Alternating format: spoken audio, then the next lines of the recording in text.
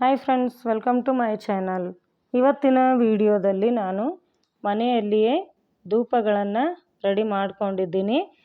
ಆ ವಿಡಿಯೋನ ನಿಮ್ಮ ಜೊತೆ ಶೇರ್ ಮಾಡ್ಕೊಳ್ತಾ ಇದ್ದೀನಿ.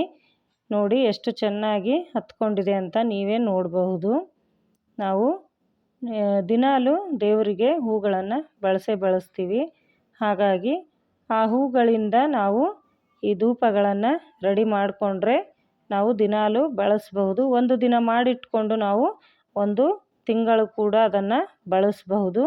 ಇಲ್ಲಿ ನೋಡಿ, ಒಣಗಿದ ಹೂಗಳನ್ನು ತಗೊಂಡಿದ್ದೀನಿ ನಾನು. ಇದನ್ನು ನೋಡಿ, ಈ ಥರ ಪುಡಿ ಆಗೋ ಥರ ಒಣಗಬೇಕು.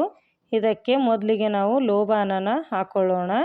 ಯಾಕೆ ಅಂತಂದರೆ ಅದನ್ನು ಚೆನ್ನಾಗಿ ಪುಡಿ ಆಗಬೇಕು. ಹಾಗಾಗಿ ಮೊದಲಿಗೆ ಸ್ವಲ್ಪ ಲೋಬಾನ ಹಾಗೆ ಕರ್ಪೂರನ ಹಾಕ್ಕೊಂಡು ಅದರ ಮೇಲೆ ನಾವು ಹೂಗಳನ್ನು ಹಾಕ್ಕೊಳ್ತಾ ಹೋಗೋಣ.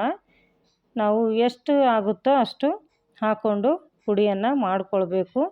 ತುಂಬಾ ನೈಸಾಗಿ ಪೌಡರನ್ನು ಮಾಡ್ಕೊಳ್ಬೇಕಾಗುತ್ತೆ. ಸ್ವಲ್ಪ ತರಿಯಾಗಿದ್ದರೆ ಚೆನ್ನಾಗಿ ಮಾಡೋದಕ್ಕೆ ಬರೋದಿಲ್ಲ.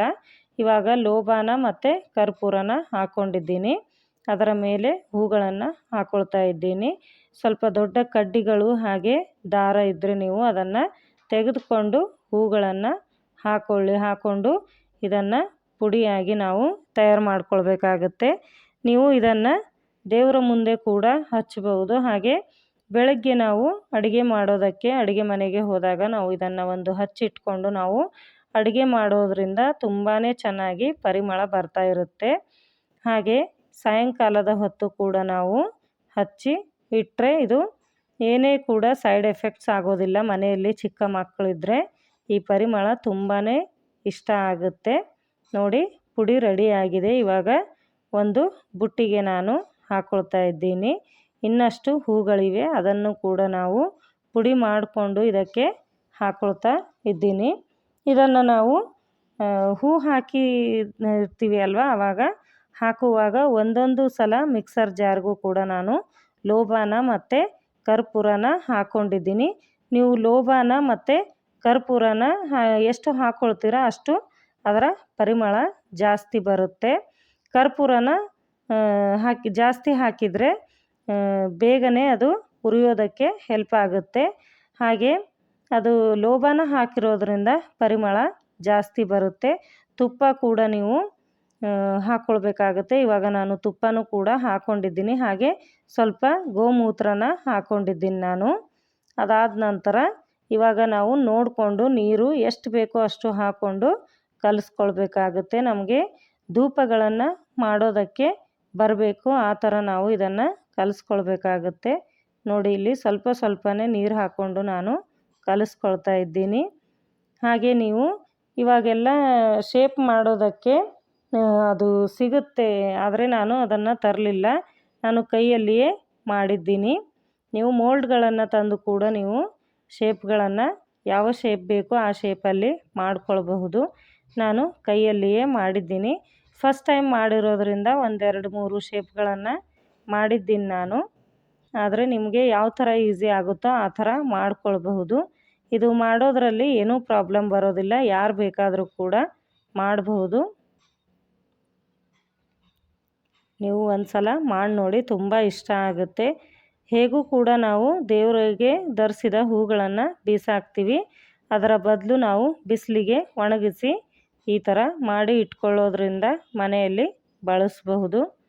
ತುಂಬ ಚೆನ್ನಾಗಿರುತ್ತೆ. ನೀವು ಇಲ್ಲಿ ತನಕ ವಿಡಿಯೋ ನೋಡಿದ ಮೇಲೆ ವಿಡಿಯೋ ಇಷ್ಟ ಆಗಿರಬಹುದು.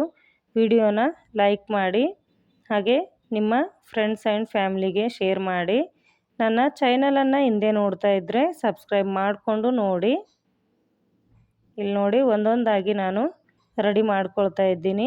ನೀವು ಮೊದಲೇ ನೋಡಿರೋ ಹಾಗೆ ಹೂಗಳು, ಒಣಗಿದ ಹೂಗಳು ಆ ಪರಾತಿನ ತುಂಬ ಇದ್ವು.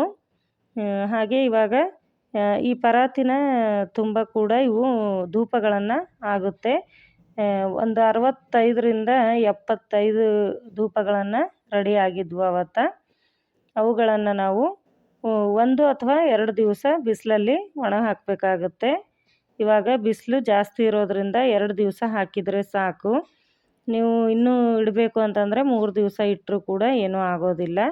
2-3 ದಿವಸ ಆದ ನಂತರ ಅದನ್ನು ತಂದು ಒಂದು ನೀವು ಏರ್ ಟೈಟ್ ಡಬ್ಬಿಗೆ ಹಾಕಿ ಇಟ್ಕೊಂಡ್ರೆ ಅದನ್ನು ದಿನಾಲೂ ಕೂಡ ಬಳಸಬಹುದು. ನೋಡಿ ನಾನು ಇಲ್ಲಿ ಒಣಗೋದಕ್ಕೆ ಇಟ್ಟಿದ್ದೆ, ಇವಾಗ ಒಣಗಿದೆ. ಇದೆಲ್ಲವನ್ನು ಕೂಡ ನಾನು ಒಂದು ಡಬ್ಬಿಗೆ ಹಾಕಿ ಇಟ್ಕೊಳ್ತೀನಿ. ಇವಾಗ ಒಂದು ಡಬ್ಬಿಯಲ್ಲಿ ಹಾಕಿ ಇಟ್ಕೊಂಡು ದಿನಾಲೂ ಇದನ್ನು ಬಳಸ್ತಾ ಇದ್ದೀನಿ. ಇವಾಗ ಇದನ್ನು ಮಾಡಿ ಒಂದು 8 ದಿವಸ ಆಗಿದೆ. ತುಂಬಾ ಚೆನ್ನಾಗಿ ಯೂಸ್ ಆಗಿದೆ. ಹಾಗಾಗಿ ನಿಮ್ಮ ಜೊತೆ ವಿಡಿಯೋನ ಶೇರ್ ಮಾಡ್ಕೊಂಡಿದ್ದೀನಿ ನಾನು. ನೋಡಿ ಇಲ್ಲಿ ಇವಾಗ ರೆಡಿಯಾಗಿದೆ.